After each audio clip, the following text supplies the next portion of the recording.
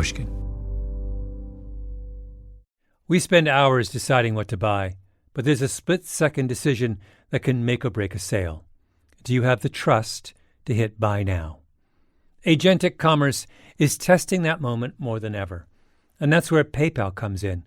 With 25 years of checkouts, 400 million consumer accounts globally, and the benefit of purchase and seller protection, all of which make sure wherever a purchase starts, it ends with trust. Built for payments, growth, and agentic. PayPal Open, built for all business. Visit paypalopen.com.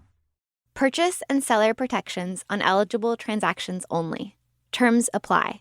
See paypal.com/risk-management for details.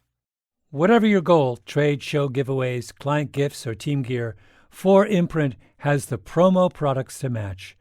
With thousands of options, from apparel and drinkware to tech and totes, it's easy to find the right fit for your brand and budget, with standout choices at every price point. And with their 360-degree guarantee, you can be 4imprint certain your order will show up just right on time. Explore more at 4imprint.com. 4imprint, for certain. Liberty was never just a word. It has guided every American endeavor for the past 250 years. And now it takes form in a new way. The 2026 Semi-Quincentennial Coin and Medal Program from the United States Mint celebrates the founding ideals that have long shaped our coinage. Available 1 year only, this historic collection features new coin designs, limited edition releases, and reissues. Shop new official coins at usmint.gov/semiq. That's usmint.gov/SEMIQ. I have a friend who lives in Brentwood, on the west side of Los Angeles, between Beverly Hills and Santa Monica. He has a little pool house in his backyard, and I stay there whenever I come to L.A., kind of like Kato Kalin, if your memory for O.J. Simpson esoterica goes back that far. Anyway, my friend's street dead ends on San Vicente Boulevard, one of the central east-west corridors in L.A. And on the other side of San Vicente is this absolutely gorgeous golf course, one of the many private country clubs that L.A. is famous for. If you drive down Wilshire Boulevard into Beverly Hills, 10 minutes east of Brentwood, you go right past Los Angeles Country Club, which costs maybe $250,000 just to join. That is, if they'll even consider your application. There's Bel Air Country Club just north of UCLA, which might be the most beautiful golf course in the country. Hillcrest off Pico, Wilshire Country Club in Hancock Park. I could go on. They're everywhere. Vast, gorgeous, and private. The one near my friend's house is called Brentwood Country Club, and it has a tall chain-link fence around it, which goes almost all the way out to the street, leaving just this narrow, rocky dirt track. There's no sidewalk. And since there aren't a lot of places to run in Los Angeles, tons of people run around the Brentwood Country Club on that narrow dirt track.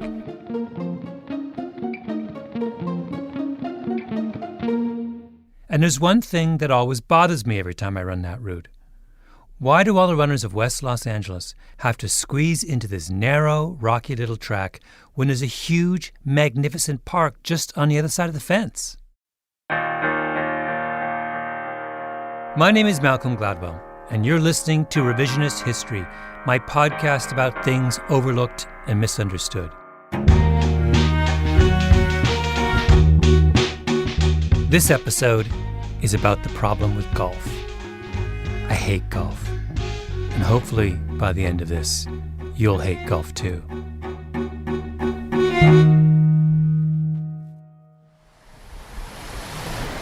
I'm standing here with Di Zock, who is a very successful landscape architect, Santa Monica. And we're on the corner of San Vicente and Burlingame, and we're looking into the Brentwood Country Club. And the first thing I see is barbed wire. Looks like a couple of layers of barbed wire. This looks like the Berlin Wall. I don't think they want us to get in there. What are we seeing? Let's move a little closer here. What's that stand of trees? Do you know what those are? That looks like silk oaks in the foreground, and then I see a Cedrus deodora, quite lovely. Lots of larger trees, which are unusual in Los Angeles because there's so little open space. Yeah. There's some Pinus canariensis, looks like a redwood in there. I don't think Dai Zoc has ever played a round of golf in her life. That's exactly why I wanted her opinion. I wanted someone objective to tell me what it would take to turn this place into a park. Well, first of all, I would get rid of the 2 layers of barbed wire. The whole Eastern European feel, East German feel would have to be corrected. I mean, that might be some people's bag, but it's not very welcoming. Yeah. The typical golf course is 200 acres, give or take. That's a lot of land. You have to landscape it, mow it, drench it in pesticides, keep the sand traps perfect. I read somewhere that when a fancy golf course rebuilds its bunkers, it typically takes about 389 truckloads of sand. 389! Just to keep everything nice and white and fluffy. But at the same time, because golf involves launching a potentially lethal projectile at great speeds across enormous distances, you have to severely limit the number of people on the course at any one time. Typically, a good private course can handle no more than 72 golfers at once. So that's one golfer per 120,833 square feet. Can you imagine if basketball had the same population density as golf? I did the math. If basketball was played according to the geographical requirements of golf, a basketball court would be 30 acres. Picture that. They'd have to play on motorcycles. Okay, another fact about golf. Rich people really, really like it.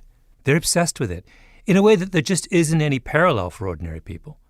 Because serious golfers are super anal about their scores, we can actually quantify their obsession. In order to calculate their handicap, basically how well they're playing relative to other people at the country club, they all post their results on a database maintained by the United States Golf Association. So we have a record, and it's a goldmine. To be able to calculate your handicap and track it through time, you will log into the system either at your course or on your home computer. I'm talking to an economist at Miami University named Lee Biggerstaff. He's interested in the habits of top corporate executives. If you have the corner office and a multi-million-dollar stock option and a Gulfstream 5, does that make you more or less likely to put in a hard day's work? The USGA database is of serious professional interest to a guy like Biggerstaff. And you input where you played and what day you played on and what your score was. And after a certain number of rounds being played, the USGA will indicate what your handicap is, your level of skill, which allows you to compete against other golfers of different skill level and kind of normalize against that. You know how you always hear that CEOs play a lot of golf? Biggerstaff's insight is that the USGA database allows us to know exactly how much they play. All you need to do is cross-reference that list of scores with a list of the CEOs of America's largest companies. So that's what he does. It takes forever, by the way. It was started while I was a PhD student, and so this certainly was a multi-month process. So it's not something that I necessarily want to repeat in the near term just because it took a lot of collection time there. How can you not love this? Surely this is why God invented graduate students. Biggerstaff begins with the names of the heads of the top 1,500 publicly held companies in the U.S. 363 of those 1,500 turn out to be so obsessed with golf that they enter their scores into the USGA database. What you're seeing on average is, I think, 15 rounds a year is kind of the average CEO is playing that amount of golf. But it's a heavily skewed distribution, right? So we have a lot of people that are playing very little golf. And then we have a tail where we're picking it up, the top quartile is what we're looking at, which is 22 or more rounds per year. And if you go to the top 10% of Biggerstaff's sample, the CEOs are playing around at least 37 times a year.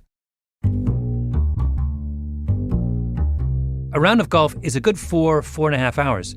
So if you play 37 times a year, that's more than 160 hours on the course, the equivalent of 5.5 weeks of work. And by the way, these are understatements. They don't include the time spent driving to the course, warming up, getting changed, having a drink. Doesn't include the hours spent practicing shots on the putting green or the driving range, Or all the rounds you play that you don't enter into the database, like if you're only playing 9 holes or playing a fun round? So the real time is probably way higher. Biggerstaff then goes on to show that the more golf a CEO plays, the worse his firm does. And also that the more golf a CEO plays, the more likely he is to be fired. In other words, this isn't a harmless habit. It's a dangerous habit. Remember the Wall Street investment bank Bear Stearns?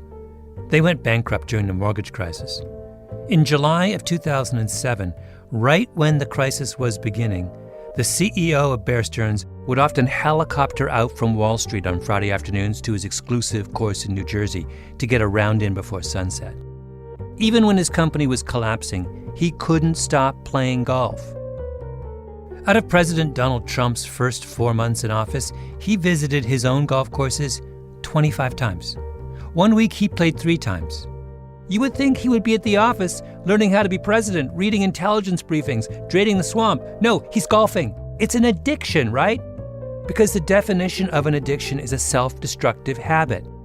Just think if I said to you that an important employee of a major organization made lifestyle choices that caused him to miss enormous amounts of work, harm his performance, and put his own career in jeopardy. You would say, whoa, check that guy into rehab.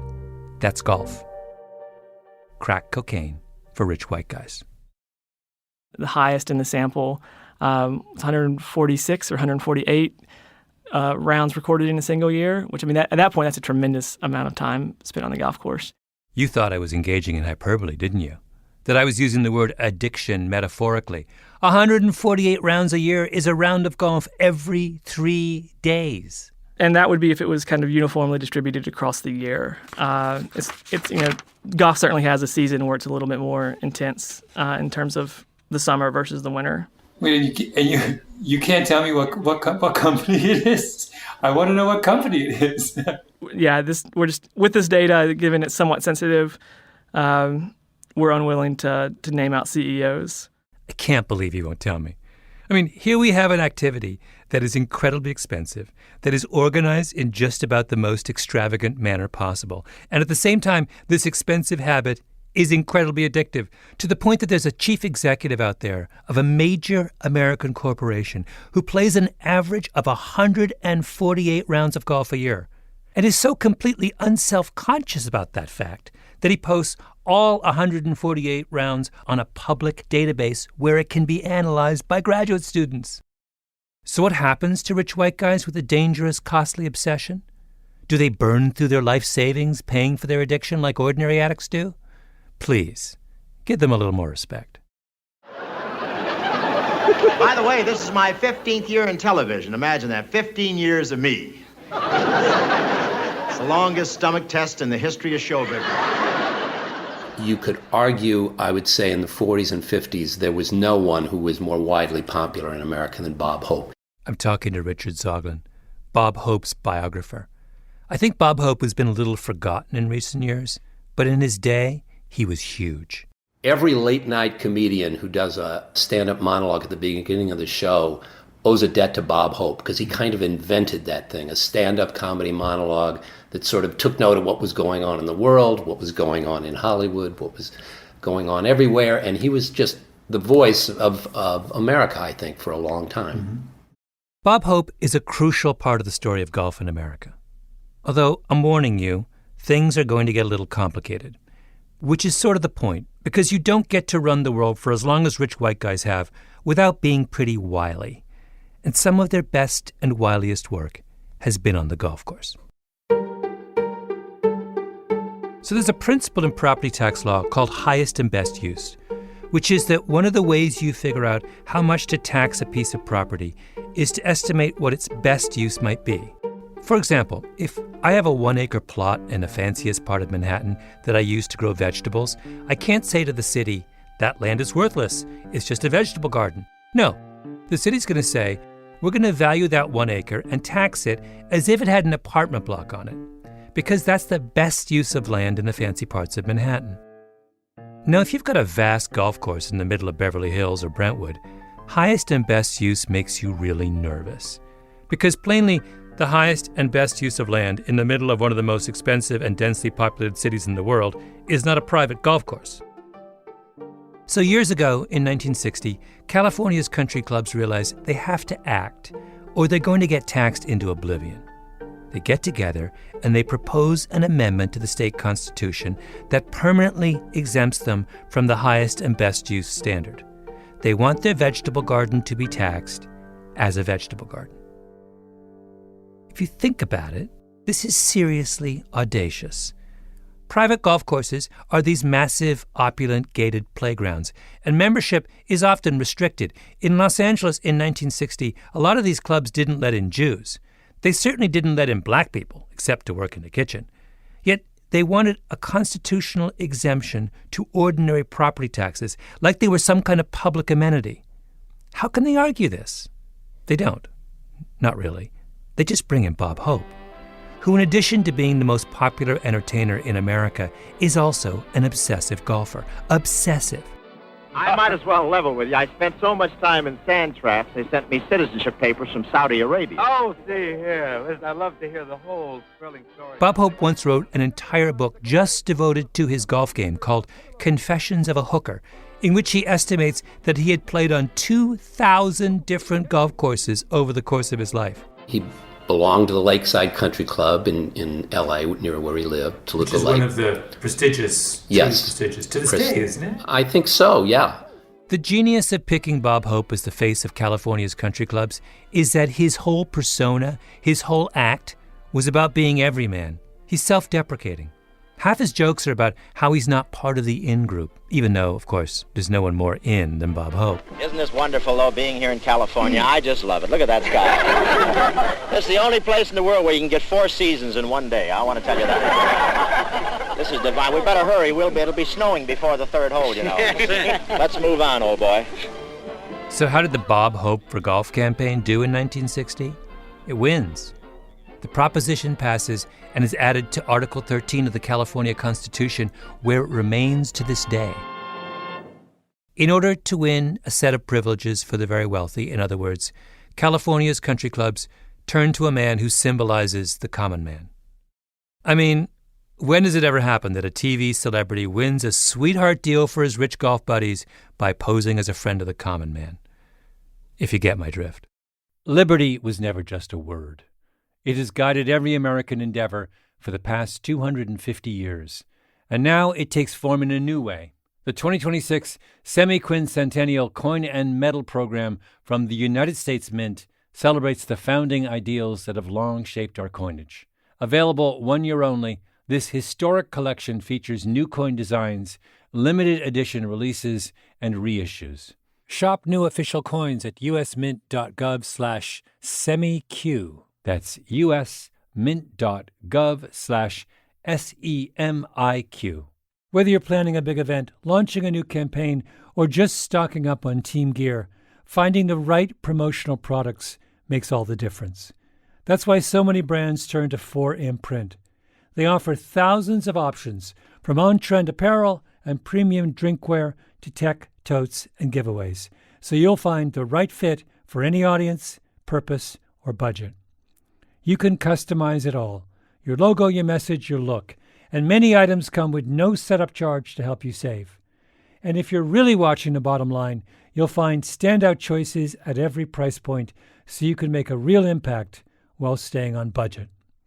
Plus, you'll get expert help, fast turnaround times, and their 360-degree guarantee so you can be 4imprint certain your order will arrive on time and look exactly right.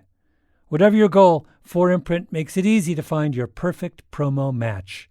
Explore the possibilities today at 4imprint.com. 4imprint, for certain. We spend hours researching products online and deciding what to buy, but there's a split-second decision that can make or break a sale. Do you have the trust to hit the Buy Now button? The way we discover and compare things is evolving, happening faster, and influenced by new forms of intelligent advice. But the underlying trust question doesn't go away. If anything, it's more important than ever. That's where PayPal comes in. For more than 25 years, they've been a trusted way to pay. And now PayPal can make the agentic era of commerce work for merchants, letting them maintain control of their brand, their customer relationships. So even as the way we shop changes, the moment that matters most still feels familiar and deeply dependable. Built for payments, growth, and agentic. PayPal Open, built for all business. Visit paypalopen.com to get started. Purchase and seller protections on eligible transactions only. Terms apply. See paypal.com/risk-management for details.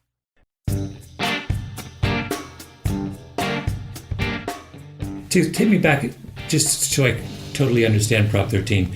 Prop 13 is passed in 1978. Mm-hmm. That's and right. What are the principal stipulations of the proposition? I'm in a big conference room in the Los Angeles County Municipal Building, one of those beautiful 1930s office buildings that are all over downtown Los Angeles. There are 4 people on the other side of the table. They're from the LA County Tax Assessor's Office. I'm on my quest to figure out why Brentwood Country Club isn't just a big park that I can go running through. And I've decided to start with the people who run the tax system. These are serious folks, deliberate, thoughtful. They have promised to help me. You'll have to guess what they really think. The tax rate is set as 1% of the value, as opposed to a variable rate, which it was before. The man speaking is Brian Donnelly. He's talking about the most famous amendment to the California Constitution, Proposition 13. The properties only get reassessed when there's a transfer or a change of ownership, or if there's new construction. Those are the primary parts of it. Here's what he's saying. If you own a house, every 1 or 2 years typically, the value of your property is reassessed by the city or county where you live. So if your house doubles in value, the local government will raise your taxes accordingly. That's the way property taxes work, except in California. Proposition 13 said that for tax purposes, the value of any piece of property in California is frozen at pre-1978 levels. And the only way that property can be reassessed at its real current value is if the property is sold, or to be more specific, if ownership of more than 50% of the property changes hands. In other words, California has 2 kinds of taxpayers: the post-1978 people who pay normal property taxes, and the people lucky and old enough to be living in the same house they owned in 1978 who pay a tiny fraction of their fair share. I've got family members who've owned their house since 1969, and they're paying, I think their taxable value is about $90,000 or something like that. The houses in that neighborhood sell for $600,000. So they're paying a lot less. It's the Prop 13 conundrum, which I'm sure you've read about. Please understand, this system is insane. Totally crazy. I mean, just think of all the reasons why someone might deserve a big tax break. I mean, they're sick, they're poor, they have tons of young kids, they've made a big investment in their business. The state of California says no. We think the most deserving group are people whose property hasn't changed hands in 40 years. Okay, now imagine that you're a private golf club. You did that spectacular bit of jujitsu with Bob Hope in 1960, which means that you don't pay real property taxes. Gift from God number 1. Then comes Proposition 13, and you get a second gift from God. Because Proposition 13 says that those already artificially low property taxes are now frozen forever at 1978 levels, so long as your country club does not change hands. And that last part is crucial, because if you have a change in ownership, then you have to pay real property tax like every other long-suffering California taxpayer who hasn't been in one place since 1978. So the country clubs of Los Angeles all hang by a thread. They continue to exist only so long as the tax system perceives that they have not changed hands. And for years, everyone assumes they haven't changed hands. I mean, Brentwood, LA Country Club, Wilshire, all the major golf clubs were all founded before 1978. But then a neighborhood newspaper called the Los Angeles Garment and Citizen runs an article, January 16, 2010, in which they say, wait a minute, most private country clubs in Los Angeles have what's called equity ownership. They're owned by their members. When you're admitted, you get a share. When you die or quit, someone else takes your share. So over time, if enough members die or quit, isn't that a change in ownership? That question was put to Rick Auerbach, who was then the head of tax assessment for LA County. I think the quote was kind of funny from him. He said something about, let's see, on most issues we have heard at least the question asked before. He said he'd worked in the office 39 years, but this was a new one. So Auerbach refers the question to the city's lawyers. They put their best and brightest legal minds on it for 6 months. And on June 2nd, 2010, the county's tax court issues a solemn 4-page ruling. They conclude, no, country clubs haven't changed hands. If you're keeping track, that's the third straight-up gift from God that LA's private country clubs have gotten in the last 50 years.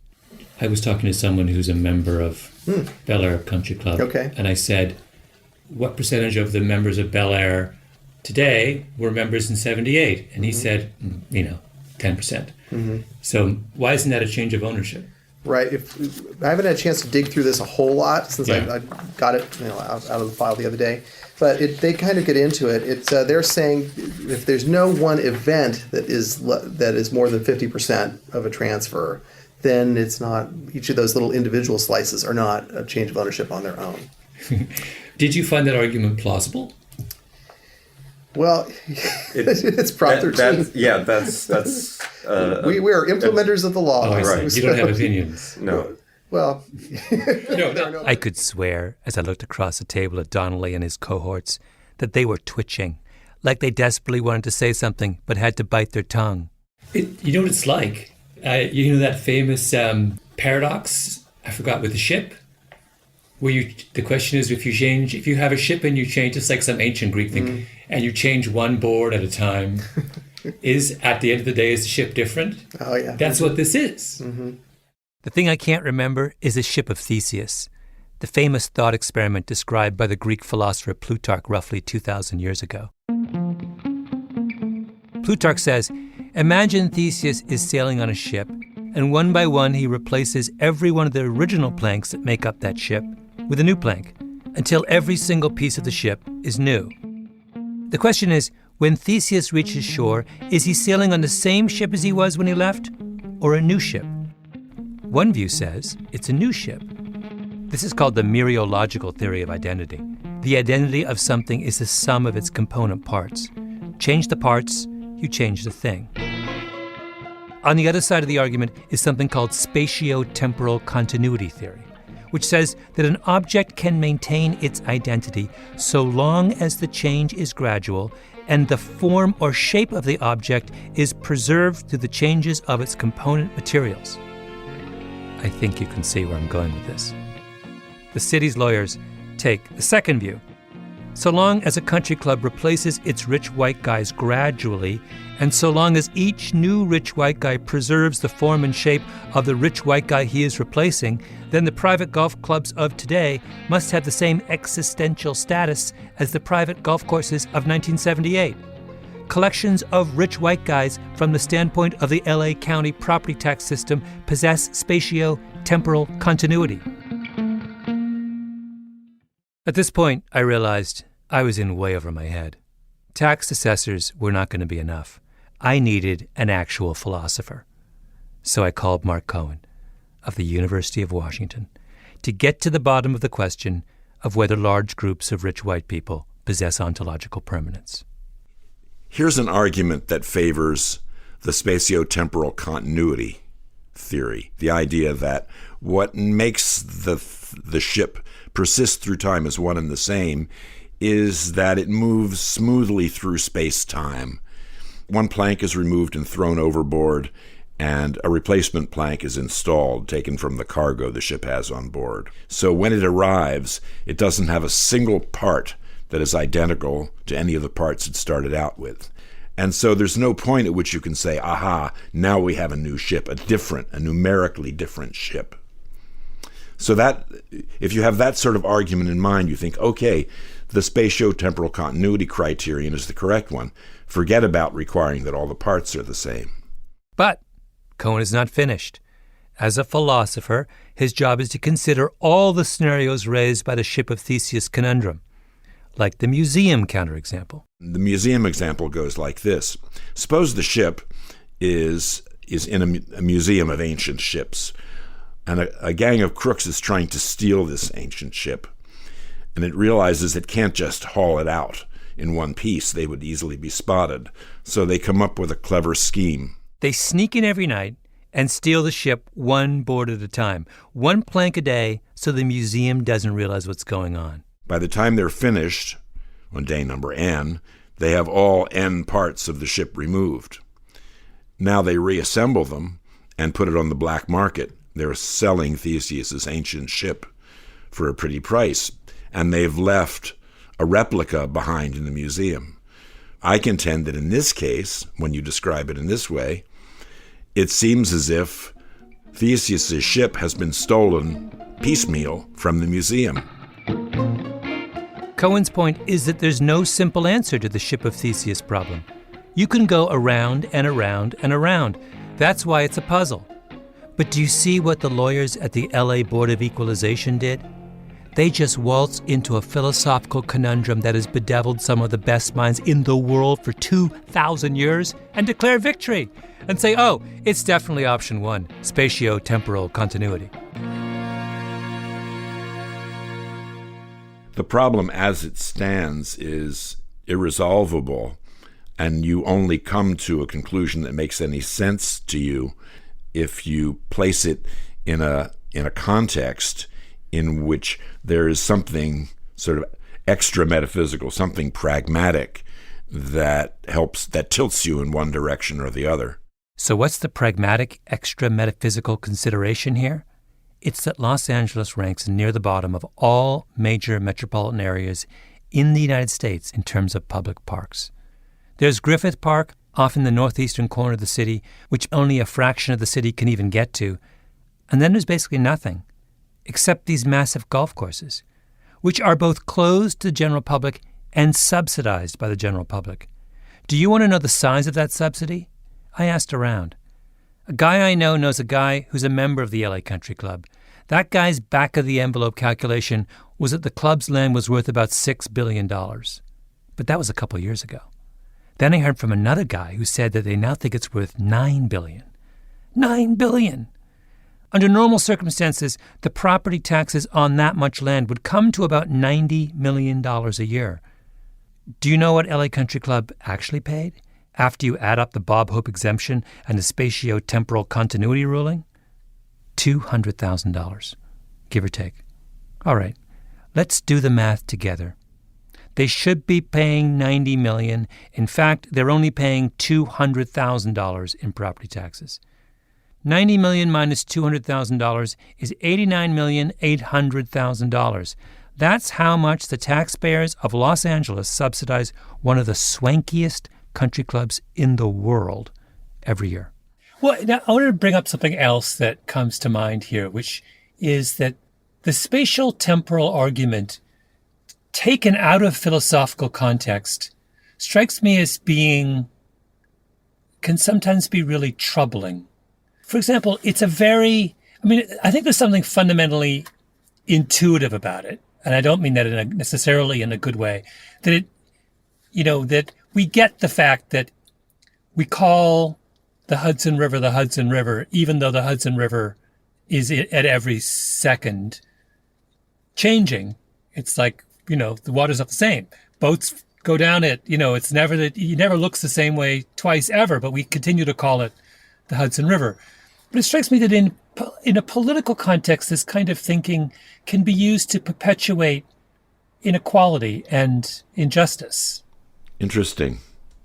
For example, what is an aristocracy but a political formulation of the spatial temporal continuity principle, right? It is something like that. And it's troubling in precisely that way, because they're saying circumstances can change and the holders of the privilege can change. The father can die and the son can inherit the peerage, but the peerage remains intact.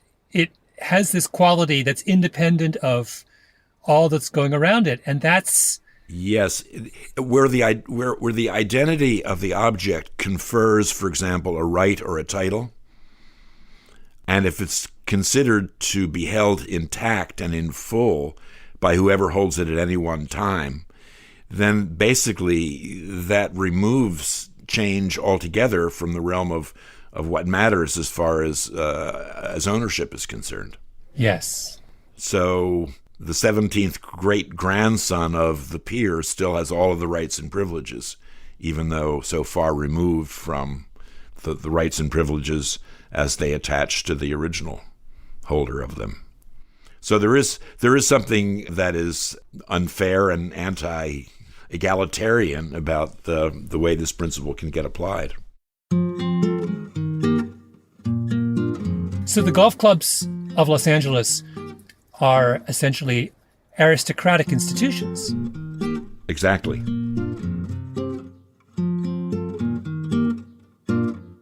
I think someone needs to tell Brentwood and LA Country Club and all the others that if they want to hold spatio-temporal continuity privileges, they have to give something back. Take down your barbed wire. Your members can play golf on weekdays, but evenings and weekends belong to the ordinary taxpayers of Los Angeles. Let them come and enjoy the greens and fairways that they've been subsidizing for generations. It's worth remembering, by the way, that the most famous golf course in the world, the home of golf, St. Andrews in Scotland, is open to the general public on Sundays. In Toronto, the fanciest golf club is Rosedale Country Club, right in the middle of the city. But the golf course is only private in the summer. The rest of the time, it's open to anyone who wants to go for a walk or play frisbee or go cross-country skiing. Canada and the United Kingdom, I would point out, are governed by a queen. They have an actual aristocracy. But somehow they've figured out a way to have their fancy golf courses be democratic. It's only on the corner of San Vicente and Burlingame that golf remains an instrument of medieval privilege. I mean, when you fly over LA, the green space that you see is cemeteries and golf courses. And golf courses. You don't see parks. We don't have a park like, say, San Francisco's Golden Gate Park or New York's Central Park. Dizak and I are standing outside the barbed wire of Brentwood Country Club, peering through a fence. We're trying to spot one of the privileged few permitted a walk in the park on the west side of LA. I see one guy. I see one. That's unbelievable. It's a Saturday afternoon. Sun is now coming out. Yep. Like right now we're standing on the running track, and there's someone running up right now. There are more people on this narrow dirt track than there are typically on the golf course. Let's see if we can still see any kind of... I'm still looking for a golfer. I'm not... Oh, I see one. Oh, you see one? Yeah. Oh, that's very exciting. Yeah. Next time, I'm climbing the fence. Maybe we all should.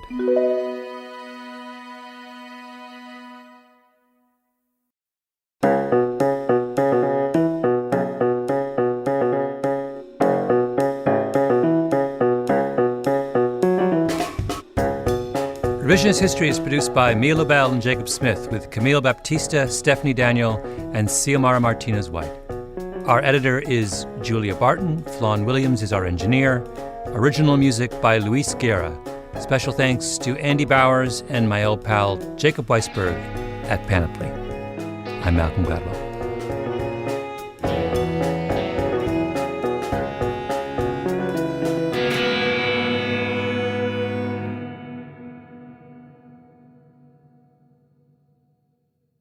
We spend hours deciding what to buy, but there's a split-second decision that can make or break a sale.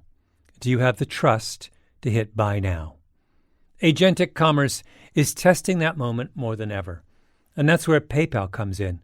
With 25 years of checkouts, 400 million consumer accounts globally, and the benefit of purchase and seller protection, all of which make sure wherever a purchase starts, it ends with trust. Built for payments, growth, and agentic. PayPal Open, built for all business. Visit paypalopen.com. Purchase and seller protections on eligible transactions only. Terms apply. See paypal.com/risk-management for details. Whatever your goal, trade, show, giveaways, client gifts, or team gear, 4imprint has the promo products to match. With thousands of options, from apparel and drinkware to tech and totes, it's easy to find the right fit for your brand and budget, with standout choices at every price point. And with their 360-degree guarantee, you can be 4imprint certain your order will show up just right on time. Explore more at 4imprint.com. 4imprint, for certain. Liberty was never just a word. It has guided every American endeavor for the past 250 years. And now it takes form in a new way. The 2026 Semi-Quincentennial Coin and Medal Program from the United States Mint celebrates the founding ideals that have long shaped our coinage. Available 1 year only, this historic collection features new coin designs, limited edition releases, and reissues. Shop new official coins at usmint.gov/semiq. That's usmint.gov/SEMIQ.